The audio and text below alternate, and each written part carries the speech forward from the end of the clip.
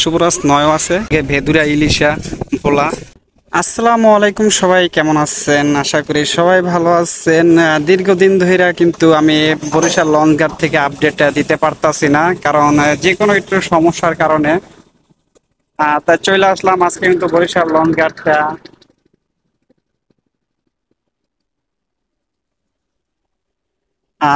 13 তারিখ। আজকে কিন্তু বরিশাল ঘাটে কয়টি লঞ্চ আছে তারই বিস্তারিত আপনাদের দেখাবো। আজকে কিন্তু একবারে ঢুইকেই হাতের ডান সাইডে কিন্তু আছে সুরভি নয়। সুরভি নয়ের পাশাপাশি কিন্তু আরো একটি লঞ্চ আছে। মোট আজকে ঘাটে কিন্তু দুটি লঞ্চ।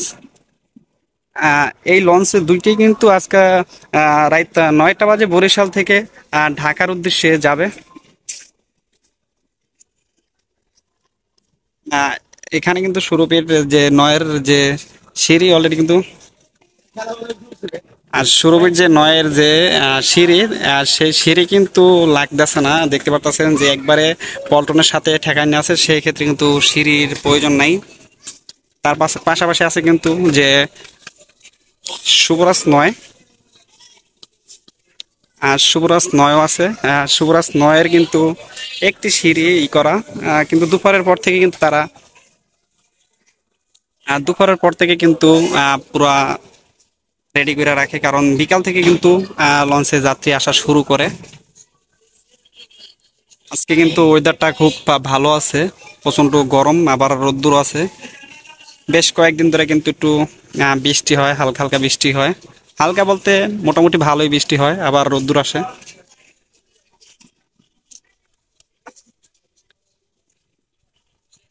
আর তার এই পাশে কিন্তু আছে বরিশাল থেকে ভোলার উদ্দেশ্যে যে লঞ্চগুলো যায়, সেই লঞ্চ একবারে সিরিয়াল বাই সিরিয়ালে কিন্তু আছে। এখান থেকে কিন্তু প্রতি ঘন্টায় আপনি ঘন্টায় বা ঘন্টায় কিন্তু লঞ্চ ছাড়ে যাইতে পারবেন বরিশাল থেকে ভেদুরা ইলিশা ভোলা আর বিভিন্ন জায়গায় কিন্তু যায় থাকে।